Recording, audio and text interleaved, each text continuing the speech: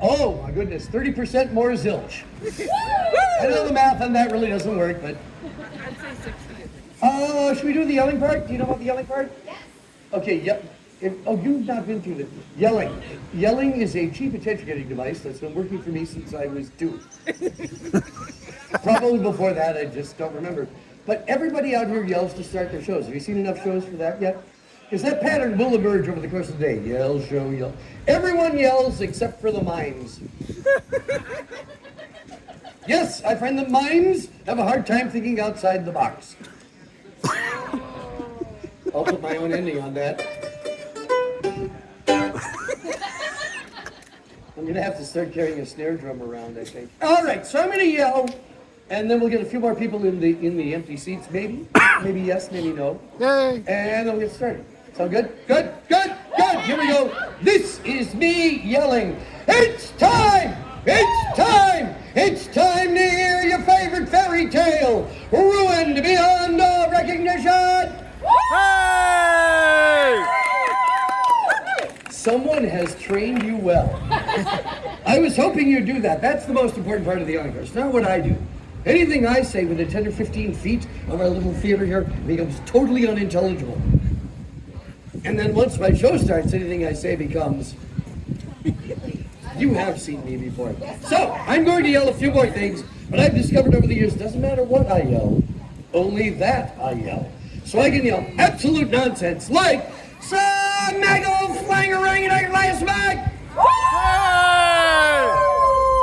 And here they come. Isn't that amazing? I've yelled things like, I just had lunch! Hey! The smell in my basement was a dead gopher! 4 out of 5 doctors is 80%! Hey! I just like yelling that because it makes the entire audience go, yeah! No, he's right. Oh my gosh! It's a theater major who does math! Hey! Which I'll have you know is not impossible. Theater majors have to do math. Yep. All of those waiters have to be able to total up the check by the end of the night. Another theater major? No, yes, no, no! Really? Yeah. They won't come to my shows anymore. I once had an entire row of theater majors out here. Olive Garden was closed. Did I look natural and unposed? Picture skew? I learned that in England. Anyway, ladies and gentlemen, my name is Zilch, and I'm going to try and teach you people how to leak in a spifford language. Yes! Okay, good. Now, at 10 time or other, I would venture a guess that most of you people have wormed your turds around. Am I right? It's not unusual to get your words mixed up, and all of a sudden you say something embarrassing, like, philosopher!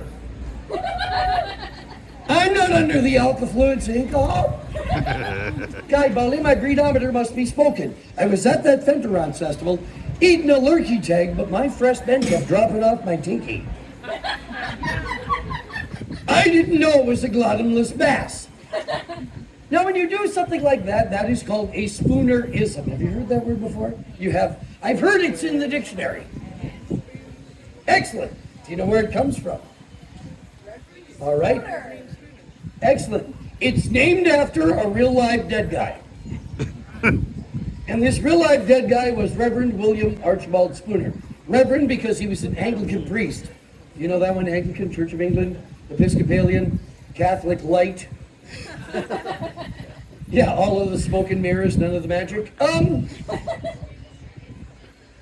few years ago, I had a fellow in the audience tell me it was Catholicism for people who flunked Latin. Well, Reverend Spooner was an Anglican priest. He was an Oxford Don. I think we could safely translate that one as college professor. Now, I'm told he taught theology at Oxford University for over 6 decades. Whoa. Yeah, I have a goal now. And for those of you who've been watching me since I actually had brown hair, you know I'm getting close. Yeah, Labor Day weekend this year, we'll make 50 years of doing Renaissance festivals. Now there's applause for a dubious career choice. Kids, don't let this happen to you. Now, Reverend Spooner had this one little quirk. Every once in a while, he'd look out over his flock and he would say things like, "The Lord is a shoving leopard." Or he would turn to some lady in the front row and he would say, "Pardon me, madam, but this pie is occupied. May I sew you to another sheet?"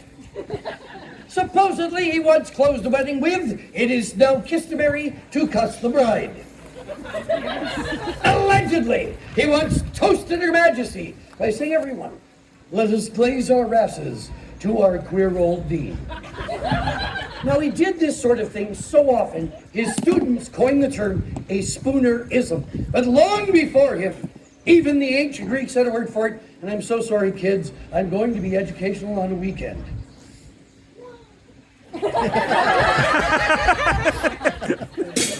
Well, if you don't like education, move to Florida.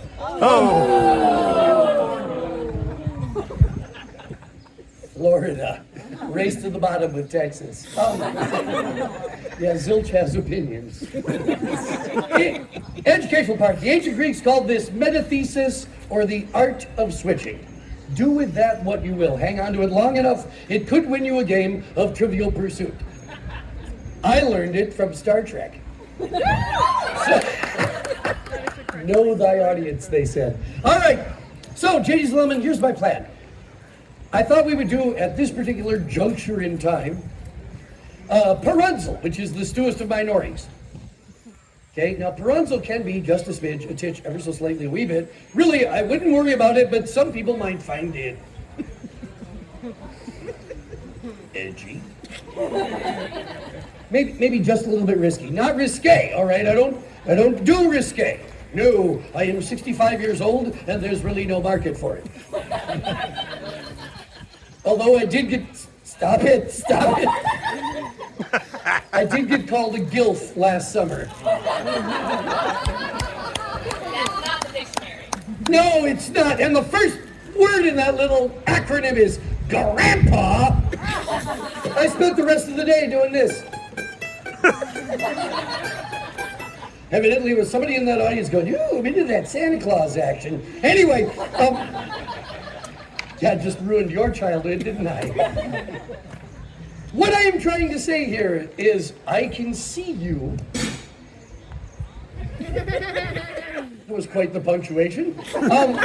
And because I can see you, I do see that look that occasionally comes out of the audience. The one that says, "Oh no, heavens forfend, the young person sitting next to me is going to understand too much." Yeah, really, if you or your child have not yet gotten through 7th grade, watching my show is like watching NASCAR. Turn left! Keep yelling that at Congress, but... Look who paid attention in civics class. If you are of delicate sensibility, I will only ask this. Why would you go out of your way to come find me? There's got to be a juggler out there you can torment. In fact, London Royal has 3. And they're all younger than me. So, let's get started on Parunzel, which starts out with her poo Terence. Are you with me? Her poo Terence. That would be her father and mother, who are a poor Cudwater. All right, everybody stood around Cudwater. It's like a jumberlack, only without the channel flirt. A guy with an inkbacks who goes around chopping down cheese. A ball punion.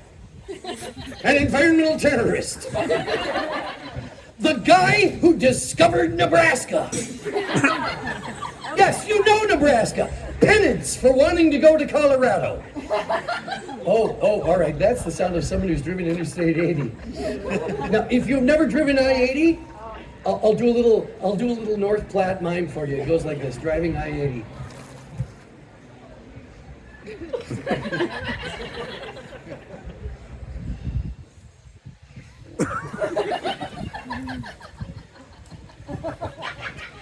Been there, done that.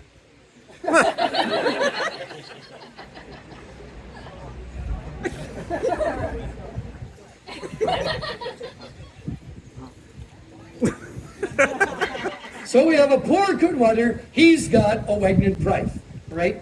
That means she's got an onion in her bobbin. She's in a Whamley Fay, chafed with guile, pencilly opulated.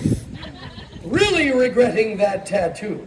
Yeah, it started on a butterfly, but now it's more like a pterodactyl being killed by lightning bolts. Kind of hard to tell what it is. It's going down in flames. Like it's circling a drain. Yeah, that unicorn, it seems like a good idea. One morning you wake up, it's a Stegosaurus! Oh, where did those extra horns come from? Krispy Kremes. So we have a poor Goodwater, a Wagner this poor pupple, Hiven allows, right next door to a wuggly old itch. Oh yes, but this wuggly old itch has a thin drum, and that means she's got a nice pardon gatch. A vegetable vatch. She's got some Christ knops. She's got lots of eat-wavy legibles that are iron-holic fastened and good for regular humans. So there. Now, the warpife, the warpwoman, she dens her space, wearing out her stindo, having these terrible tavings, until finally she can land it no stronger. She hams her grosman, and she says, "Piss and luster." Yeah, she had kind of morphed into Jesse Ventura late in her pregnancy. It's a conspiracy. She says, "Piss and luster, you better seal me a stallid. You're going to be keeping on the slouch for the lustier rife." Well, the whore husband, he knew that it was cestational injanity. But he was at the rend of his ope. Against his jetter budgment, he got down on his nans and knees, and he went dinking into that snartin. Well, just as he started licking her penis,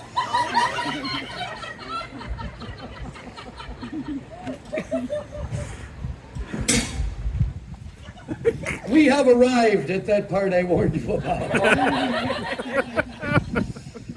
And there's more. Suckle your beat belts.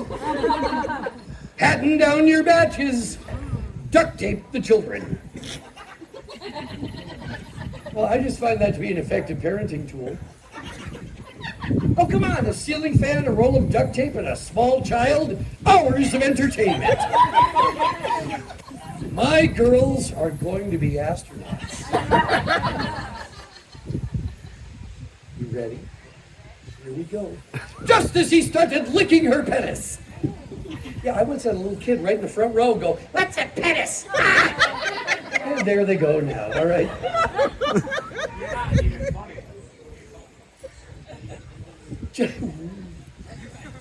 Yeah. Just as he started licking her penis. Picking her lettuce. The wuggly old itch comes horning out of her stouse, and she is yeaming at the scrap of her tongues. She is mopping head. She's yelling, "Who is peeking through my snatch?" I tell you, that'll give you a hatal fart attack right there. But so far, I'm not seeing any porches or pitchforks. Sound the all clear. We're moving on. Pardon me while I just say this.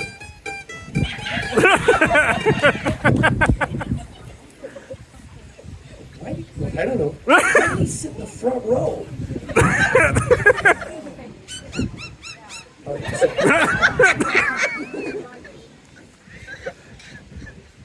Calm down, don't become the mean old man that's buried inside. All right, so, yeah, I know, I'll give you a hatal fart attack right there. So the whore husband, he knobs to his trees, he's dawdling in the girt, he's yelling, "No, no, don't nurn me into a toot." Everybody's standing around, nurn me into a toot. We're talking crybaby little sleecher about list thong, right, like a malisander. Rolls on the crown, leaving a try-me slail. And if you pinch its butt, its fail falls off. Yeah, and that weeps giggling. And then it bows crack. And then it tries to sell you insurance. No, no, don't nurn me into a toot. All right, says the wuggly old itch. You drop your stavling, I shall pig titty on you. I missed that one in the editing process. She says, yeah, well, it's a nice group. So she, now.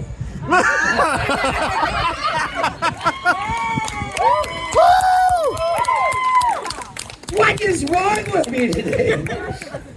Thank you. No, don't turn me into it. All right, says the ugly old itch. I shall not turn you into a toot if you give me your cursed foreign bile. Now, this is some hard hardening here. No, really, I mean, this is going to be his ugly little stevie. Not like a bean-aged toy to be take your paggy bats and rip the hole, Mr. Man. Try to put your frown on words too. No, this is going to be his ugly little stevie. But that whore husband, he was shared skitless. Somebody tell me I said that right. He farted stinking. He knew he was going to be keeping on the slouch for the rest of his life. He wanted to be a booming hing. He says, fine, bake the tabby. Oh, that's going to go over big at home. He hoes go. In a double case, their bile is shorn. He and his ward wife are buggling their snavy when the ugly old itch lops up in that riving poom, babs that gravy, and pissed ears. Now we hump a jet. Yunty beers go twy. The middle lady was a gittle earl. The ugly old itch has named her Parunzel. Parunzel. Probably because Moonbeam and Rainbow had been taken. Can I ask you a question? Ask everybody a question. Are we all experienced festival goers? Yeah! Okay, so you've had a chance to go in some shops, linger a while, hang out a bit, and get to know, for lack of a better term, us. Have you noticed that a few of my colleagues have been hit a little hard with the druid stick? Oh, okay, this is a true story.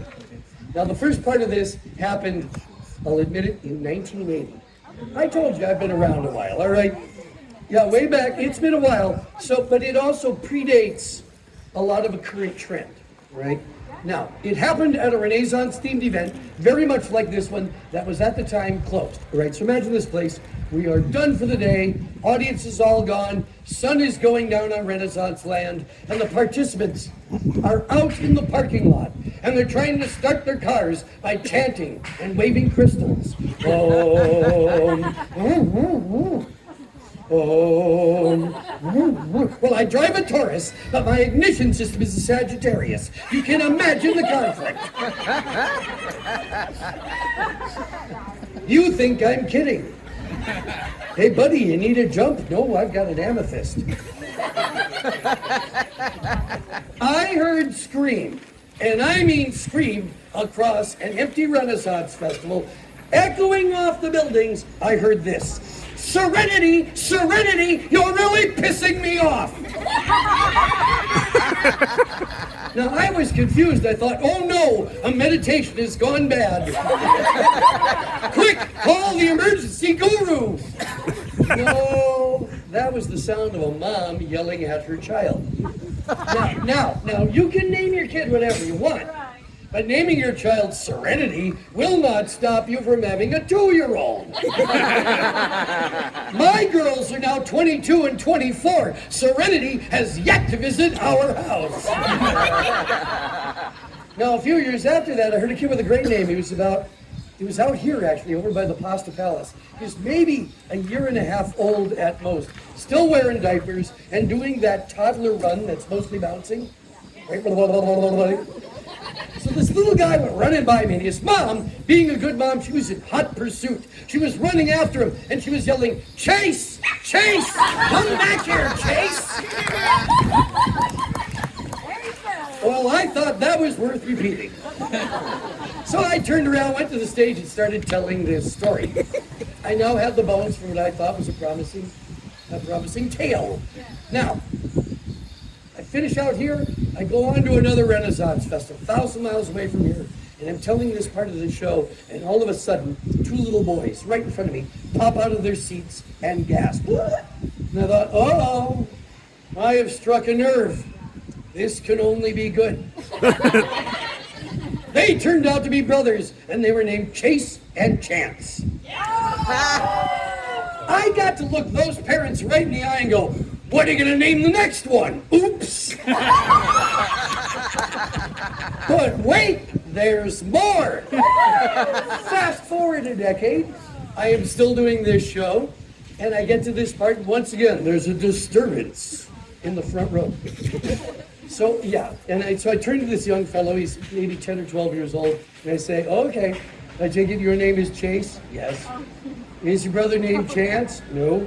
Oh, okay, well, do you have a brother? Yes. What's his name?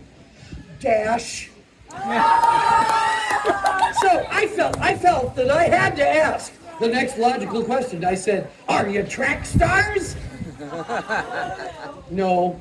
Well, that's a missed opportunity.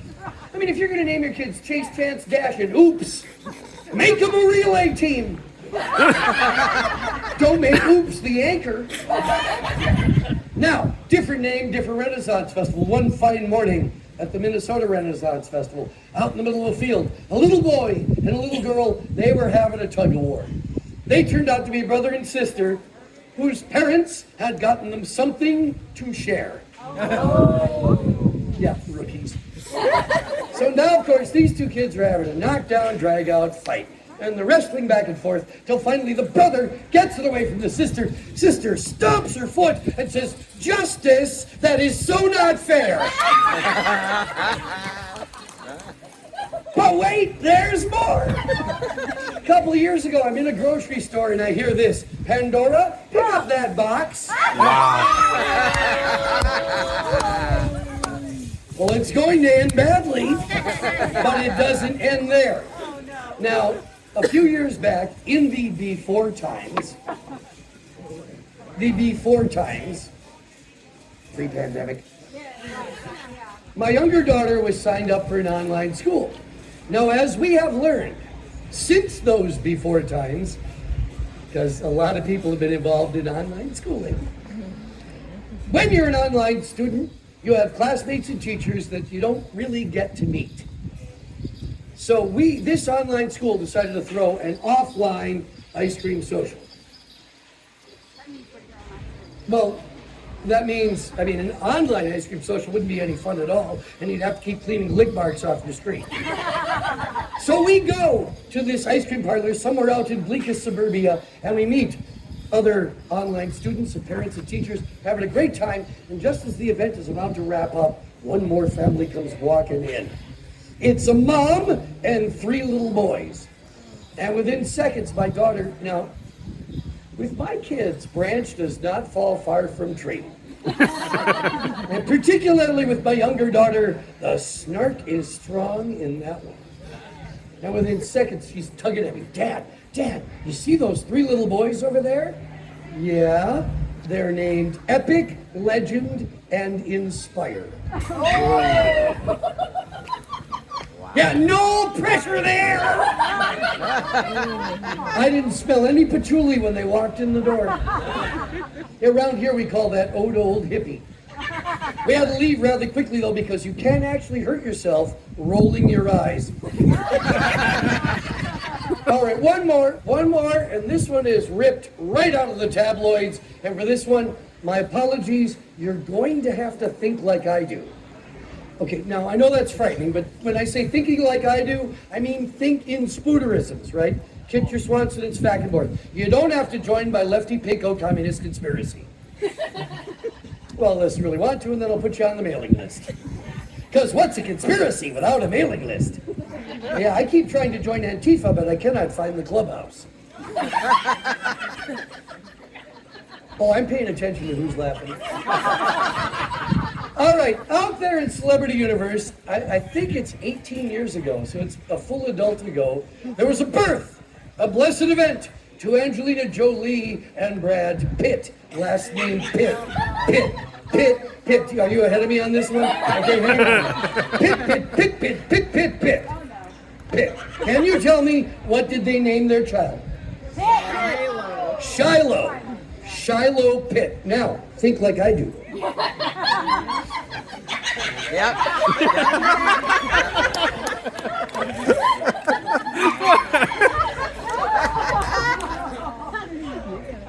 I really love watching it go around the audience. Now! Are we all there? We all there? Everybody got it?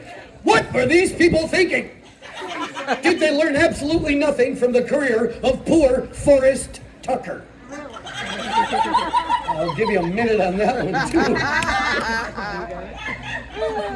Well, who's the guy with the car dealerships here? Chuck Fairbanks. Ooh. Yeah.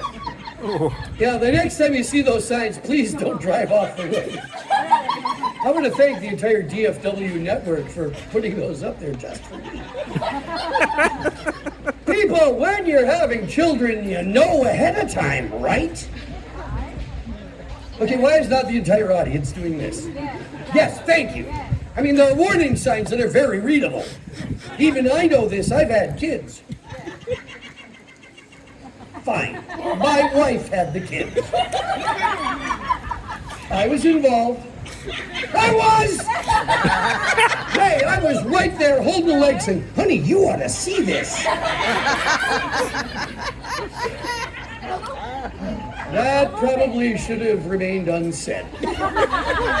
But we knew 7.5, almost 8 months ahead of time, something's coming down the chute here. I should rephrase that one too.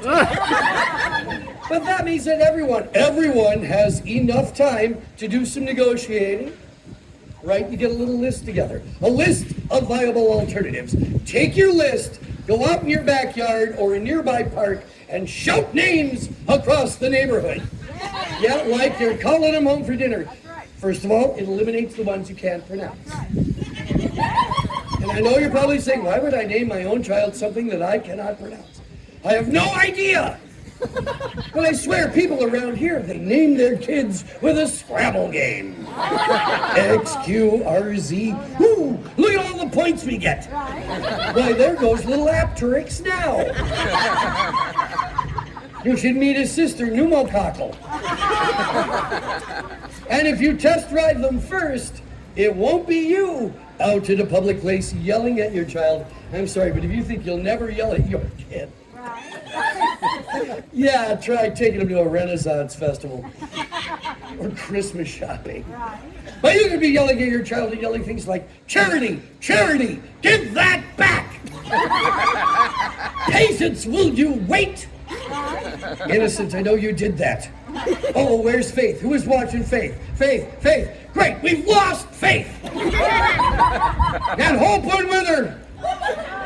Mercedes, slow down! Lance, will you quit poking your sister? Destiny, where do you think you're going?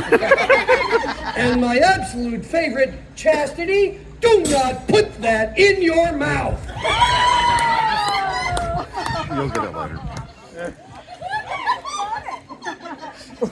And now back to our regularly scheduled program. Anybody remember what it was? Parunzel! Good, we'll do that one. All right. Parunzel is now a beautiful maiden, and Parunzel has been tucked up in a lower, which is like a ball tilting that has no whores. See denser space, home of your care, which is belong in Lund, and minging celodies out of Wingle Sindo, trying to make money on TikTok. Until Dunway, a pransome ince is out, falloping through the forest. Falloping through the...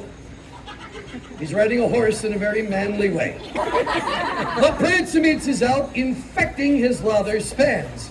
Well, what we don't ask. He hears the sinful bingings coming from that ball tilting, so he decides to bite in some bushes and lie on the spindo. There he is, leaking through the peeves. Well, he's been on that horse a long time. When he sees a wuggly old itch come flocking out of the forest. Yeah, I know, it's not really a story without a good fock in the forest. I certainly hope you've been focking in the forest without me. I just came from Arizona, and there, flocking in the forest requires Band-Aids and a needle-nose pliers. So the wuggly old itch comes flocking out of the forest. She goes to the top of the bower. She looks up at the window and she says, Parunzel, Parunzel, het down your lair so I may stime that clothing gare. Well, nutty woe, this Hong Lan Blair comes wanging out of the window. The ugly old itch habs that glare, limes it like a clatter, walls in the crindo, and pissed ears. Well, this makes the prancing itch killy-rurious, so he continues to bait in the wushes. Lonely guy, our prince. He sees the ugly old itch, well out the crindo, heim down the clare, and go fawking off into the forest. He goes to the top of the bower. He looks up the window and he says, Parunzel, Parunzel, let down your standards. Yeah, that never worked for me in high school. The Hong Lan Blair comes wanging out of the window. He habs the glare. He hunts up the clare. He walls in the crindo. There is a beautiful maiden. Whoa, he says, this is my ducky lay. Affleck. Now, you would think that Parunzel, never having seen a prancing hints before, would be mean and strutty blurter. Maybe even sapping him with a slaw lute for sexual harassment. But no, this is a Terry Fail, and he is a frictional fence. Aren't they all? They start to flay in pissy case right there. Right there at the bottom of the building, they're flopping smooths. But are they looking out the window? No. I mean, if you're going to be waking Whoopi with a Wayne Struman, you got to take a leak out your window once. Uh-oh. Yeah. Take a leak out your... You better take a week out your window because that ugly old itch, she puddliest ears in the frindo Wayne. She is mopping head. She prabs that grints. She whucks him out the chindo. He brawls in some fushes and he atches his scriballs. Well, really just cocked out his non-tax, but he was fine as a blat. He went fondering off into the forest, living on a diet of butts and nearies. And she pabs Parunzel, hates her shed, and stuck her in the forest. That's how I lost my job at Fuddruckers. She goes wandering through the forest, living on a diet of toots and rooters. And that's how it goes for you applicators. Butts and earrings, toots and rooters, butts and earrings, toots and rooters, butts and toots and butts and toots and butts and toots and butts and toots. I'm embracing my inner 12-year-old. Butts and toots and butts. It's a dihybrid fight and it's totally organic. But then, done away by Chucky Lance, Parunzel and the Prancements face meat to meat, blowing the vegetarian diet. Parunzel is most soothed by the Prancements' starry state. She eyes on his cryballs, her tolty seers wheel his hoons. Okay, she counted his fantax, truck to his steaks, and opened the pieballs. Doink! His stipe was resoared. They duked, leap into each other's thighs. And then they hissed, Kong and lard. And when their pips linily farted, they haunted his morse. Both of them.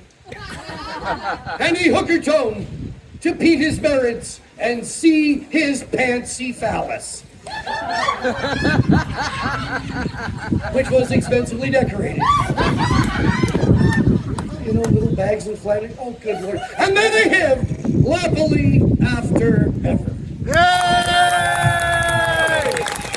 And now, of course, my favorite part of every show, the part where I grab my hat and ask for dough. Subtle, huh? You have been a lovely poop of creeple. I would love to take you home with me, but you won't fit my luggage. Now's your chance to help keep this theater major on the streets and out of the restaurants. I'm going to go conveniently to the back to conveniently block your exit. Coming up next, I see them waiting in the wings.